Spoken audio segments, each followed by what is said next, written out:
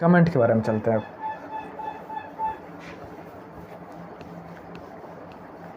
और इसके बाद जो है ना, इसके ना पढ़ा करके ये चैप्टर हम लोग का ख़त्म हो जाएगा, बेसिक वाला। उसके बाद हम लोग आगे चलेंगे।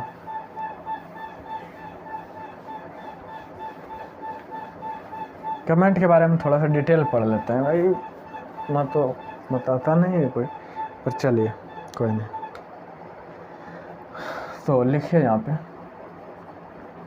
Comments in C language.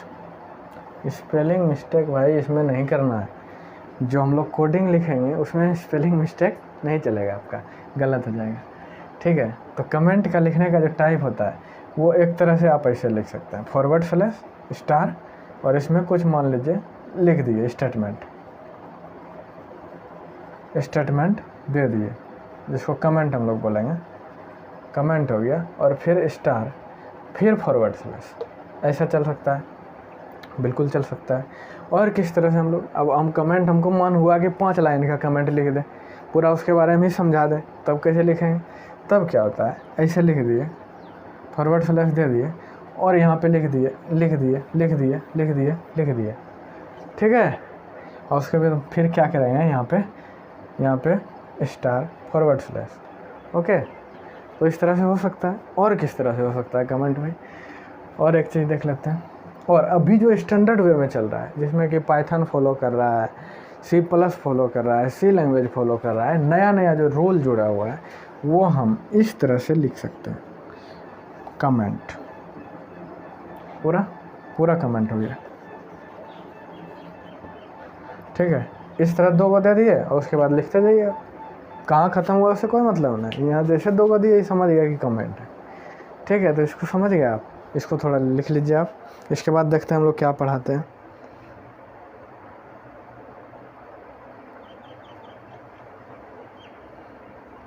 उसके बाद हम लोग चलिए मेन फंक्शन पे चलते हैं, थोड़ा मेन के बारे में डिस्कस कर लेते हैं, ओके।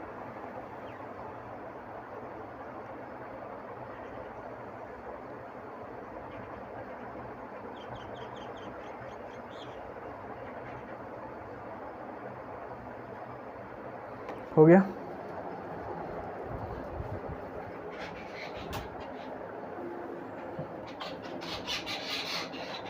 एक मिनट भाई, लाइट का प्रॉब्लम आ रहा है।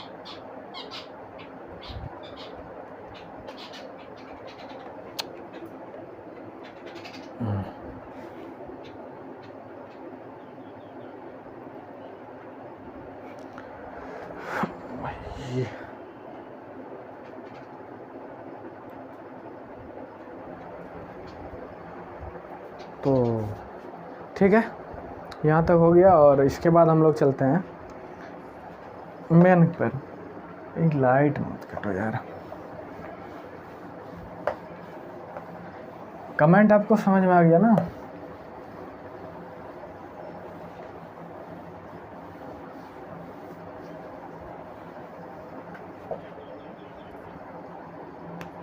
अब चलते हैं मेन फंक्शन।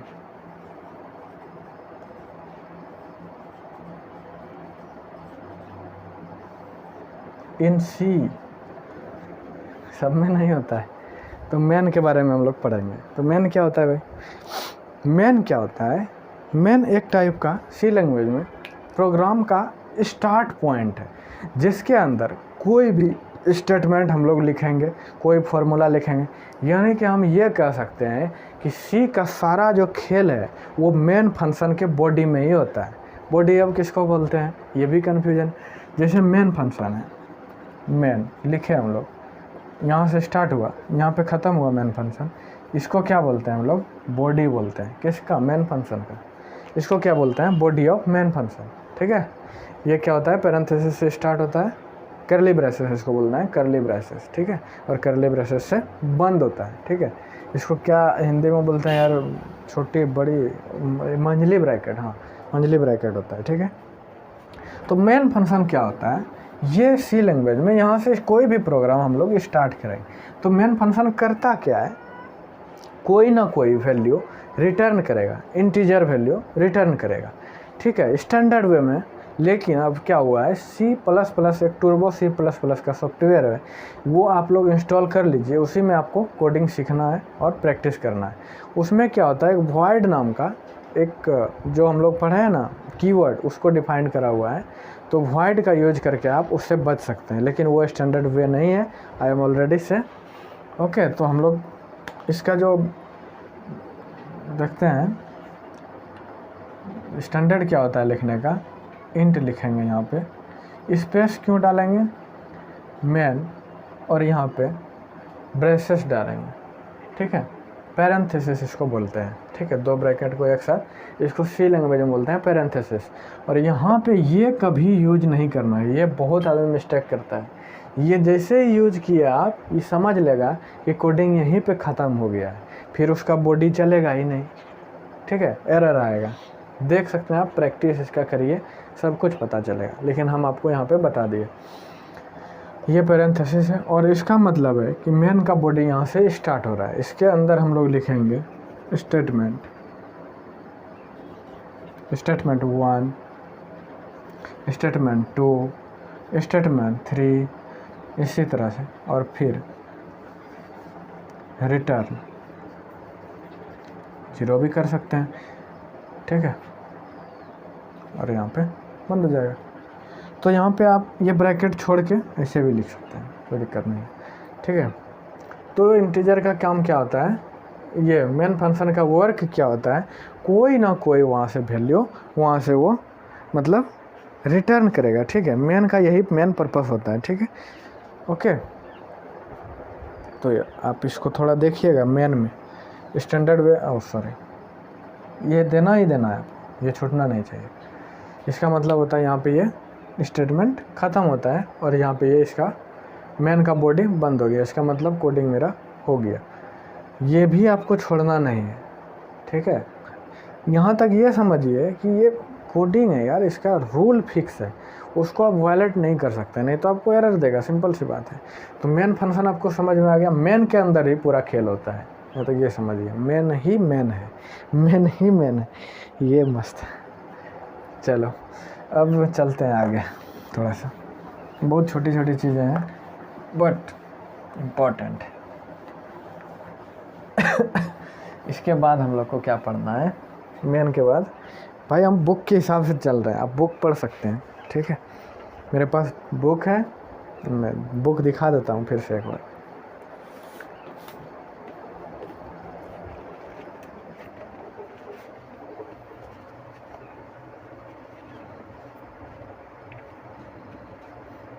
देखिए ये बुक है NCC, और यहाँ से हम पढ़ा रहे हैं, ये भी बुक है, 2 बुक से पढ़ा रहे हैं भाई। ये एक ये बुक है, लाइट फिर से चला गया, और एक ये बुक है। आपको 2-3 बुक रखना है, दोनों को रेफरेंस ले करके पढ़ना है, ठीक है। लाइट एक बार ऑन कर,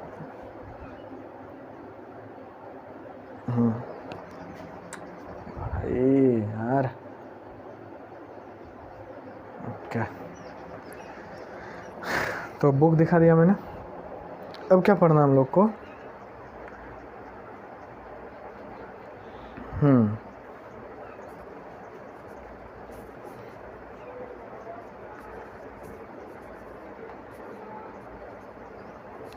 अब हम लोग पढ़ते हैं प्रिंटफ फंक्शन के बारे में। प्रिंटफ के बाद स्कैनअप होगा शायद,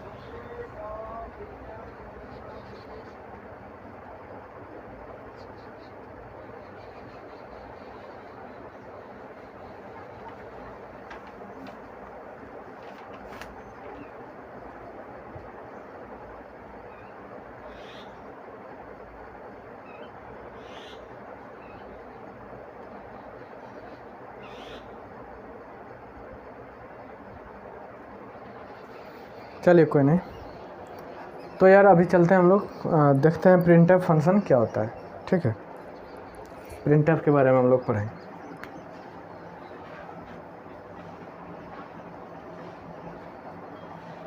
printf function in C language.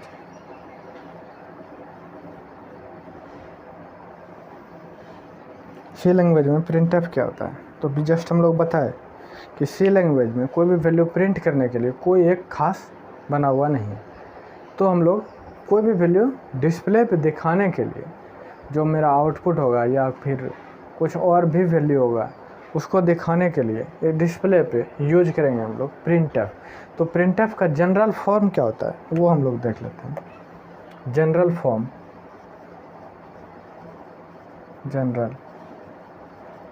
Of printf function. तो हम लोग लिखेंगे प्रिंटफ और ब्रेसेस डालेंगे और यहाँ पे डबल कोलन डालेंगे। उसके बाद इसके अंदर लिखेंगे प्रिंट द वैल्यू, और इसके बगल में मान लीजिए कुछ भी डाल देते हैं SI, जो हम लोग लिखे थे अभी कुछ देर पहले, इसको बंद कर दिए। तो ये इसके अंदर जो कोलोन के अंदर, इसको क्या बोलते हैं, कोमा के अंदर जो डाले हैं वैल्यू, उसका क्या मतलब है? इसका मतलब है प्रिंटफ में कि ये वैल्यू एज इट इज़, ये स्टेटमेंट प्रिंट हो जाएगा। और यहाँ पे आप इक्वल भी लिख सकते हैं, इक्वल भी प्रिंट हो जाएगा। तो हमको ये जैसे ही डालेंगे, जैसे SI का वैल्यू मान लीजिए वहाँ पे आया था 900.8, तो हमको डिस्प्ले पे कैसा दिखेगा पता है? मान लीजिए ये मेरा कंप्यूटर है, तो यहाँ पे दिखेगा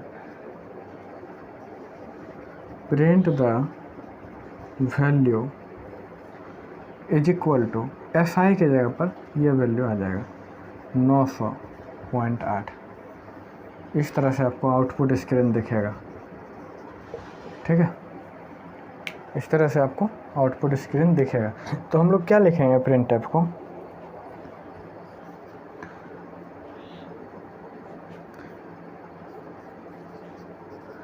printf is the function in C that is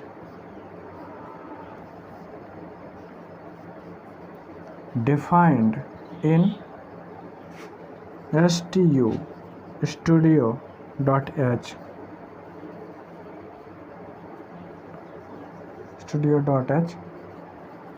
header file, ठीक है मैं? It is used to represent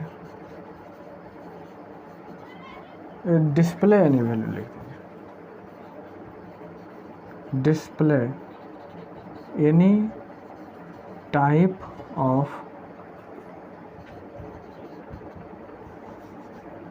value।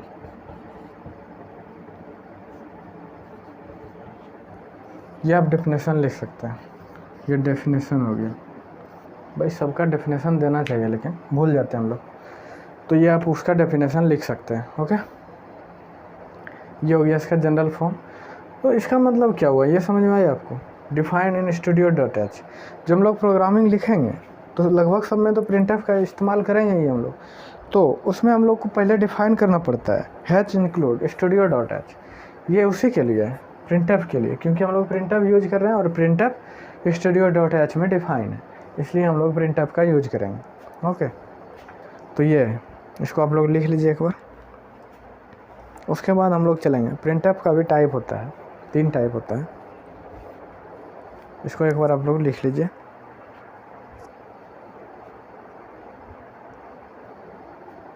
Okay, इसको मिटाते हैं भाई, डेफिनेशन हटा देते हैं।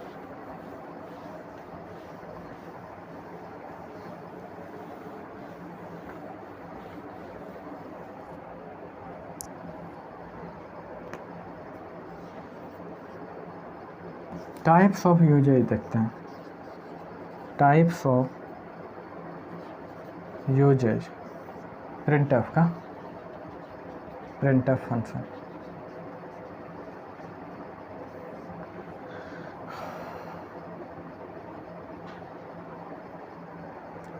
ये पता नहीं अभी आपको समझ में आएगा कि नहीं, लेकिन जब हम लोग स्कैनअप पढ़ेंगे तो आपको अच्छा से समझ में आएगा, ठीक है?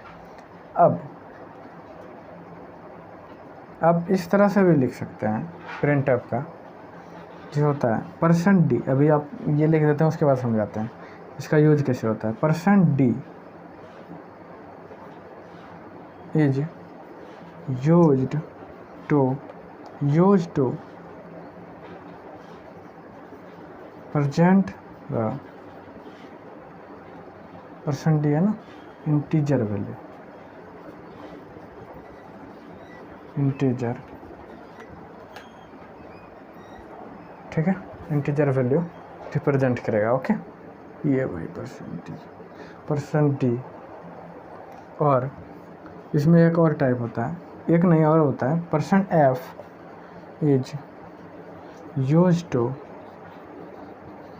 प्रेजेंट द रियल वैल्यूज कर दीजिए ना, बहुत होगा ना। तो रियल मतलब समझ रहे हैं ना, फ्लोट टाइप। ऐसा नहीं कि इसमें इंटीजर नहीं आएगा, वो भी आएगा बट 0.00 करके आएगा। जैसे मान लीजिए परसेंट एफ लिखे और मेरा वैल्यू आ गया 1, तो 1.00 करके आएगा।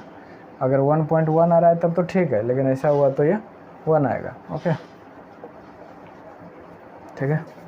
और एक होता है percent c is used to present the character values. इसको आप लिख लीजिए, अभी जस्ट समझाते हैं। ओके, इसका क्या जनरल फॉर्म होता है। ठीक ठीक ठीक भाई, यहाँ तक लिख लेते हैं। आप लिख लिए, हो गया। ओके, मिटाते हैं। अब इसको नोट कर लिया ना, ऐसे की जगह पे इसका यूज दिखाते।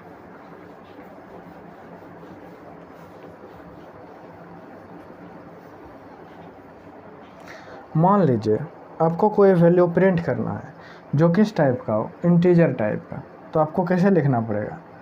जब आप स्कैनअप यूज करेंगे तो आपका वैल्यू बार बार चेंज होगा, तो आपको बार बार यहाँ पे स्टेटमेंट चेंज थोड़ी ना करना पड़ेगा। SI का वैल्यू डालेंगे, SI चेंज होगा, वैसा नहीं हो। इसलिए हम लोग यहाँ क्या करेंगे, लिखेंगे प्रिंट एफ कोलन डाल देंगे, कोलन यार बार बार बोल रहा है इसको, डबल कॉमा डाल देंगे और इसके अंदर लिखेंगे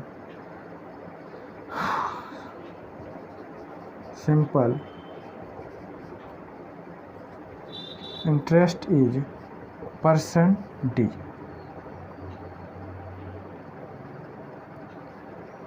परसेंट डी और इसके बगल में डाल देंगे SI। मान लेते हैं 1 मिनट यार, टाइम ले लो ना यार। यहाँ पे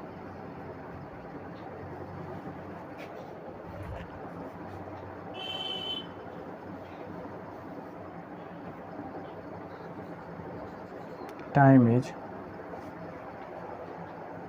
परसेंट डी लिखे ना, परसेंट डी, और यहाँ पे टी से डिनोट किया था तो टी लिख दिए टाइम। अब मान लीजिए हमको टाइम पूछ दिया कोई कि बताओ टाइम कितना हुआ भाई, वो भी दिखना चाहिए प्रोग्राम में। जैसे आपको कोई प्रोग्रामिंग करने के लिए बोला तो आप उसको दिखाइएगा आउटपुट, देखो भाई तुम्हारा टाइम इतना हुआ, तुम्हारा SI इतना था, तुम्हारा P इतना था, तुम्हारा रेट इतना था, तो इतना हुआ टोटल कैलकुलेट करके। आप टोटल उसको SI दिखाइएगा, तो हो सकता है वो आपको बोल दे भाई कैलकुलेट करके दिखाओ, या कैलकुलेट करेगा, तो आपको उसको सब चीज़ दिखाना है। ओके, तो ये हो गया, ठीक है। परसेंट डी लिख दिए। परसेंट डी यहाँ से इतना तो direct as it is output में मेरा दिखेगा, लेकिन ये नहीं दिखेगा, इसके बदले में इसका वैल्यू दिखेगा, जो वैल्यू मेरा आएगा ऊपर से। ओके, कैलकुलेट हो करके। और इसका ये देख लेते हैं, प्रिंटफ लिखेंगे, इसके अंदर कुछ मान लीजिए क्या लिखें यार, माई सिंपल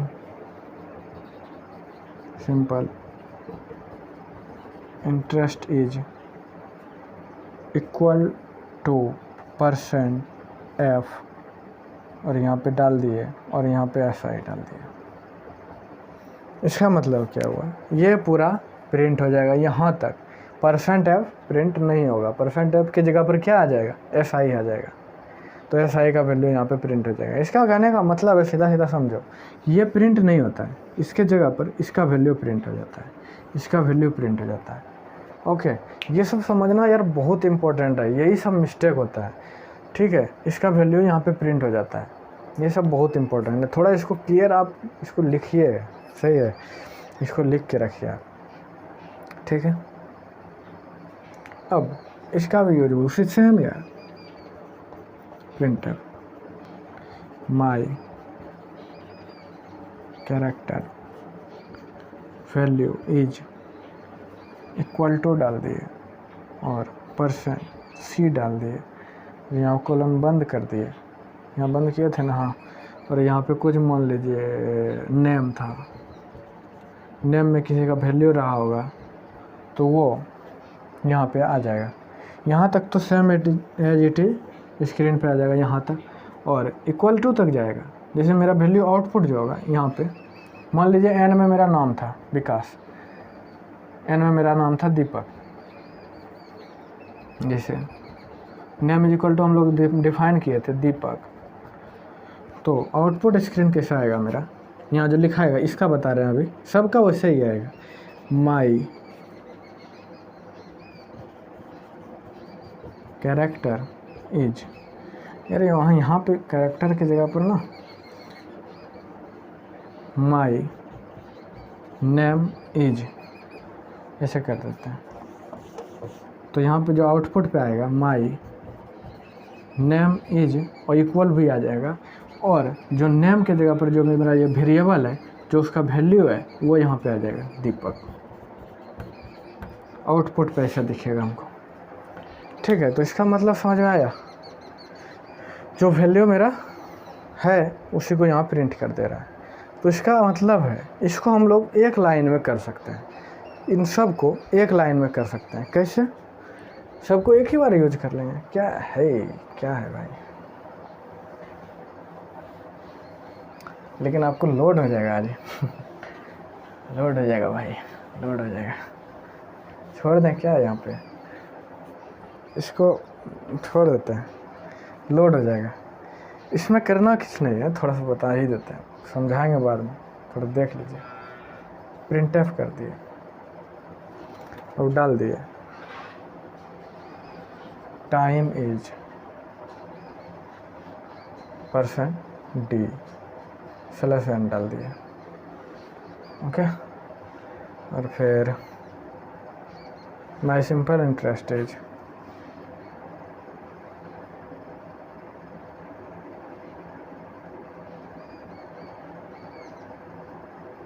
माई सिंपल है ना, हाँ, सिंपल इंटरेस्ट इज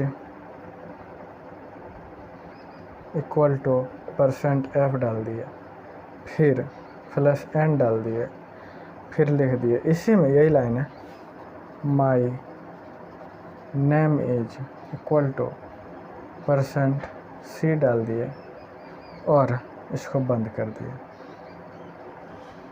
ठीक है। अब क्या करते हैं, %d के जगह पे सबसे पहले यहाँ t लिखेंगे, फिर SI लिखेंगे, फिर कॉमा डाल के नेम लिखेंगे और इसको बंद कर दें। ये होता है, इस तरह से भी लिख सकते हैं। /n क्या है, /n मतलब होता है लाइन चेंज, इसलिए बोले लोड हो जाएगा। अभी /n मतलब होता है न्यू लाइन।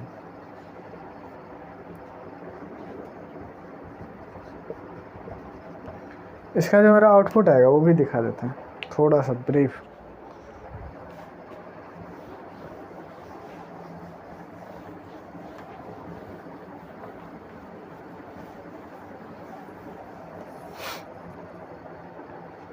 जो आउटपुट स्क्रीन आएगा वो आएगा टाइम इज /n डालें बाद में, टाइम इज कितना जाएगा, टाइम की जगह पर कितना दिए थे यार, 2 साल, 2 मान लीजिए, जो भी दिए होंगे टाइम की जगह पे जो भी वैल्यू होगा वो आ जाएगा। फिर जैसे यहाँ तक आएगा लाइन चेंज हो जाएगा, लाइन चेंज हो गया। ऐसे एक ही लाइन में आएगा तो थोड़ा अजीब नहीं लगेगा, देखने में अच्छा नहीं लगेगा, इसीलिए /n लगाएं। और माई क्या है, simple interest is equal to जो भी आया था, कितना था, 900.8 था कुछ, जो फिर यहाँ पे आएगा लाइन चेंज हो जाएगा, फिर आएगा माई नेम इज इक्वल है ना, इक्वल दीपक, इस तरह से चलेगा। तो स्लैश एन का ये फ़ायदा है कि हमको सेपरेट करके मिल रहा है आंसर, जिससे हमको रीडिंग में आसानी होगी। ठीक है, तो स्लैश एन का यहाँ तक मेरा यूज आपको समझ में आ गया होगा। स्लैश एन का मतलब होता है लाइन चेंज।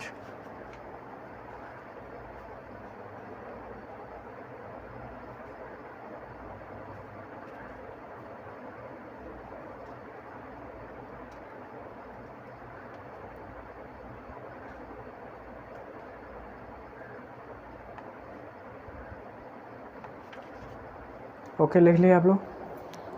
अब हम लोग देख लेते हैं स्कैन अप का यूज थोड़ा सा, आज पूरा चैप्टर ख़त्म ही कर देते हैं। स्कैन अप का यूज देख लेते हैं। लिख लिया ना भाई, लिख लो भाई।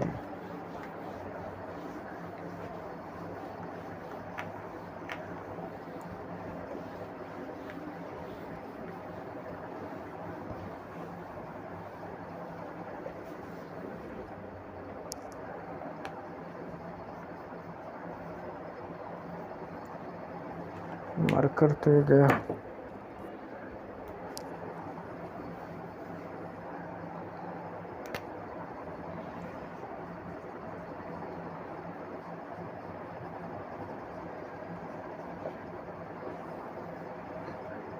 इससे लिखने में ही अच्छा नहीं लग रहा है। स्कैन अप क्या होता है? स्कैन अप अभी बताया आप लोग कि आप कोई कोडिंग बनाए और उसमें आपसे कोड जो हम लोग का चले, उसमें आपसे पूछे कि आप कितना वैल्यू का, कितना रेट से, कितना टाइम का निकालना चाह रहे हैं सिंपल इंटरेस्ट। तो जो आपसे वैल्यू पूछे उसके लिए हम लोग यूज करेंगे स्कैन अप का। ठीक है, स्कैन अप का हम लोग यूज करेंगे यहाँ पे। ओके, और ये भी studio.h में ही डिफाइंड है। तो उसके लिए हम लोग क्या करते हैं यार, कोडिंग लिख लेते हैं। क्या लंबा वीडियो हो जाएगा, और चलो बता ही देते हैं।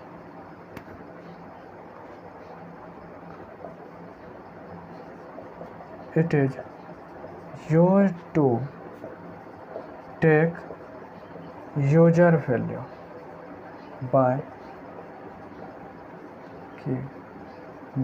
कीबोर्ड। ठीक है, दिख रहा है?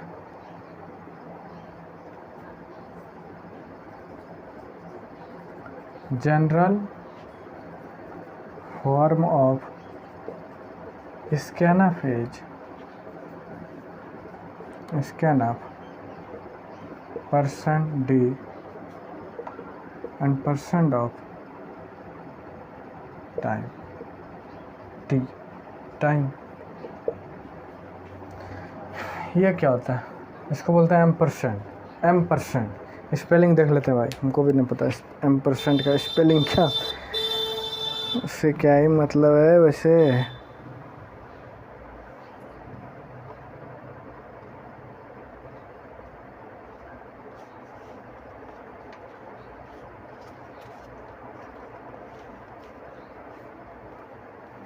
M%, इसका जो स्पेलिंग, इसको क्या बोलते हैं?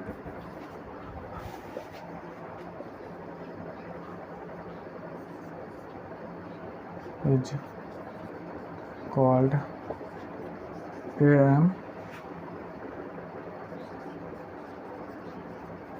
M%।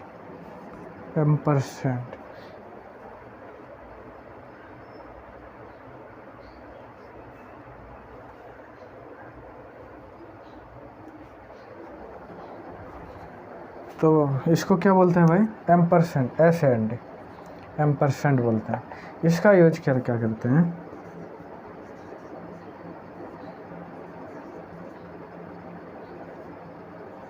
M% is used before variable value.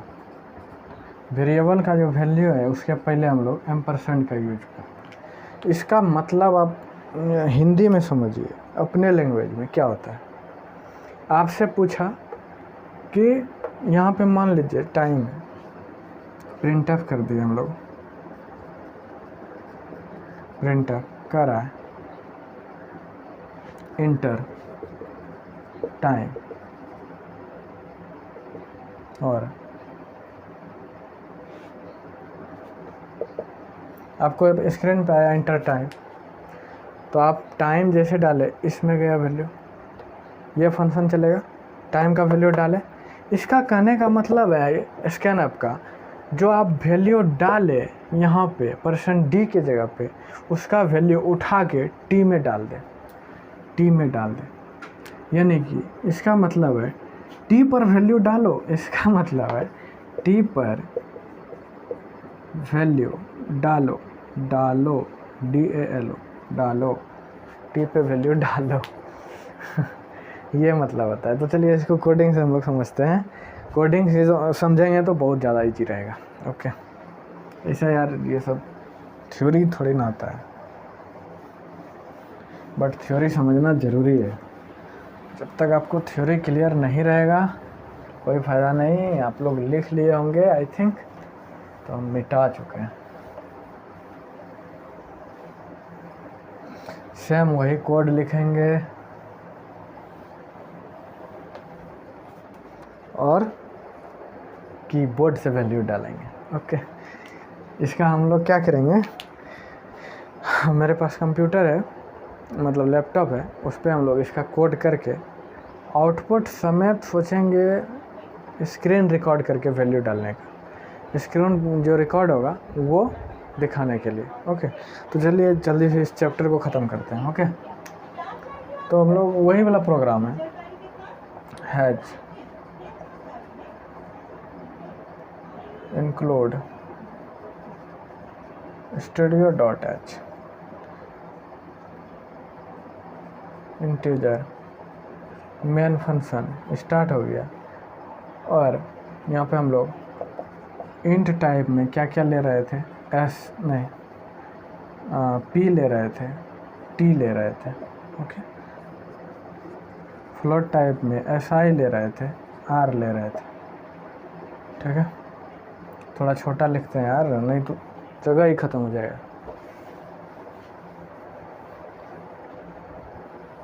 ये फंक्शन स्टार्ट हुआ, इंट टाइप में हम लोग क्या ले रहे थे, टाइम ले रहे थे, p ले रहे थे, और फ्लोट टाइप में si ले रहे थे, और रेट भी हो सकता है फ्लोट। ठीक है, तो अब यहाँ पे डिफाइन कर दिए। अब हमसे पूछेगा कि आप p का वैल्यू डालिए, कितना देना चाह रहे हैं। Print enter the value of p, और स्कैनअप ही लगा दिए, स्कैनअप लगा दिए यहाँ पे, और %d क्या है, इंटीजर टाइप है तो d लगा दिए, %d, और यहाँ पे इसको बंद कर दिए, एंड % ऑफ किसके जगह पर वैल्यू जाएगा, ये p के जगह पर जाएगा ना, जो अभी डालेगा वैल्यू, तो p पे चल गया। फिर प्रिंट किया, print enter the value of किसका भाई, किसका टाइम। अब क्या हुआ, फिर स्कैनअप हमको डालना पड़ेगा, स्कैनअप। अब टाइम का वैल्यू भी इंटीजर है तो %d लगा दिए, और ये किसके जगह पर जाएगा, t के जगह पर, बंद कर दिया इसको। फिर प्रिंट हम लिखेंगे, फिर किसका वैल्यू मांगेगा, रेट का, enter the value of rate. फिर मेरा स्कैनअप चलेगा, और रेट क्या है, फ्लोट टाइप है तो %f लिखेंगे, और किसके जगह पर जाएगा, ये वैल्यू r के जगह पर। सब वैल्यू चल गया भाई। अब यहाँ पे हम लोग कमेंट लिखेंगे, formula for simple interest is, हो गया, कमेंट हो गया पूरा, डबल लाइन दे दिए। आप उस तरह से भी लिख सकते हैं, पुराना जो बताएं। तो si का वैल्यू हम लोग असाइन कर देंगे। यहाँ पे क्या होता है, p into r into t, इस तरह से होता है, इंटू डिवाइड 100, इसको बंद कर दिए। अब प्रिंट एफ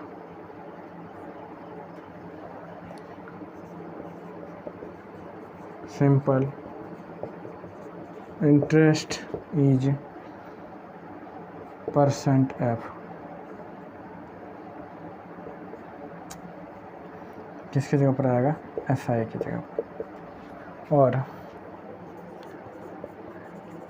रिटर्न 0 कर दिए, रिटर्न क्या दिक्कत है, और यहाँ पे मेन फंक्शन बंद कर दिए।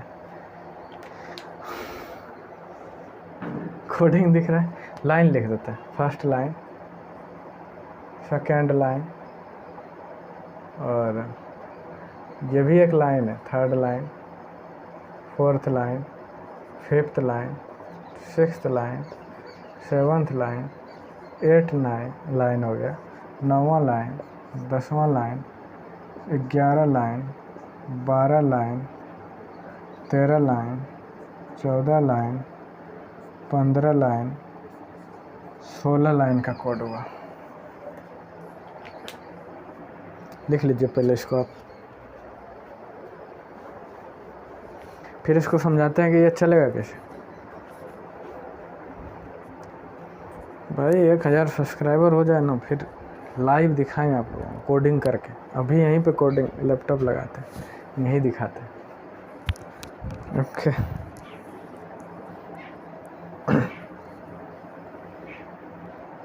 तो सबसे पहले ये तो हेडर फाइल है, ये तो डालना ही डालना है, मेन फंक्शन डालना ही डालना है, बता चुके हैं। इंटीजर की जगह पे वैल्यू कोई रिटर्न करेगा 0, कोई मतलब नहीं है उससे। ये हम डिफाइन कर दिए कि टी और पी जो है मेरा इंटीजर टाइप होने वाला है, फ्लोट टाइप होने वाला है, एस आई सिंपल इंटरेस्ट और रेट होने वाला है। टर्मिनेशन लाइन आपको लगाना ही लगाना है, टर्मिनेशन इसको बोलते हैं, टर्मिनेटिंग लाइन बोलते हैं यहाँ पे, मतलब इसका मतलब हुआ टर्मिनेट हो गया, अगला लाइन पे जाओ। उसके बाद हमको प्रिंट करेगा स्क्रीन पे, देखिए स्क्रीन हम यहाँ दिखा देते हैं, स्क्रीन आउटपुट का, आउटपुट स्क्रीन। सबसे पहले प्रिंट क्या होगा, enter the value of P, enter the value of P. आप डाले 5000 कुछ 5000 डाले, ठीक है, डाल दिए, इंटर मारे, फिर आएगा, इंटर मारे फिर आएगा दूसरा जो चलेगा मेरा, enter the value of time, enter the value of time. तो आप टाइम का मान लीजिए कुछ डाले, कितना, 5 डाले, 5 साल, ठीक है, फिर इंटर मारे, फिर आएगा यहाँ पे enter the value of rate, enter the value of rate. तो आप डाल दिया कितना, मान लीजिए 0.5 डाल दिया, या मान लीजिए यार 1.5 कर देते हैं, क्या दिक्कत है, ओके 1.5 डाल दिए। फिर क्या होगा, ये चल गया वहाँ पे।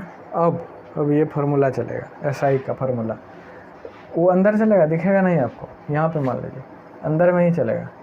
एसआई की जगह पर ये 500 गुना 5 गुना 1.5/100 कर देगा, और जो भी वैल्यू आएगा, जो भी आएगा उसको एसआई में असाइन कर देगा। असाइन करना मतलब वैल्यू डाल देना उसमें, एसआई में आ जाएगा। अब ये लाइन चलेगा प्रिंट अप, यहाँ आपको दिखेगा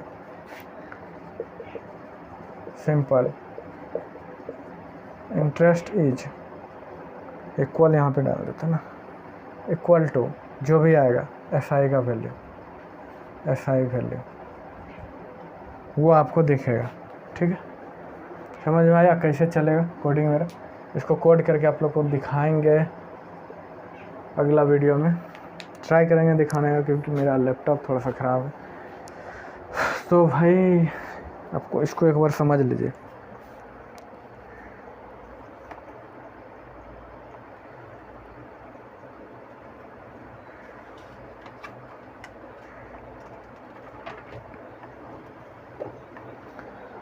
हो गया, समझ में आ गया होगा आप लोगों को। तो देखिए, आपको सबसे पहले समझने पे जोर यहाँ देना है कि मेरा कौन सा लाइन चल रहा है और कैसे चल रहा है, किस तरह से एग्जीक्यूट हो रहा है, किस तरह से कंपाइल हो रहा है। तो आपको ये समझना बहुत ज़रूरी है। जो हम लोग बेसिक का बताए हैं कुछ लेक्चर, उसको आपको ज़रूर लगाना है, क्योंकि वही आपको ये सब समझने में हेल्प करेगा। वो 2-4 मिनट का है, कोई दिक्कत नहीं है, आप उसको देखिए और स्पीड कर दीजिए, थोड़ा स्लो है तो क्या दिक्कत है, थोड़ा स्पीड कर दीजिए। उससे आपको एक अच्छा अंडरस्टैंडिंग बनेगा कोडिंग का कि किस तरह से हमको कोडिंग करना चाहिए और किस तरह से कौन कौन सा लाइन कैसे चलेगा। ठीक है, तो आप वो पीछे का वीडियो देख लीजिएगा सही से। उसके बाद आप यहाँ पे आइएगा, आपको पूरी तरह से समझ में आएगा कि ये लाइन ही क्यों चल रहा है पहले। ठीक है, और इसको हम लोग ट्राई करेंगे कि कंप्यूटर पे दिखाने का। और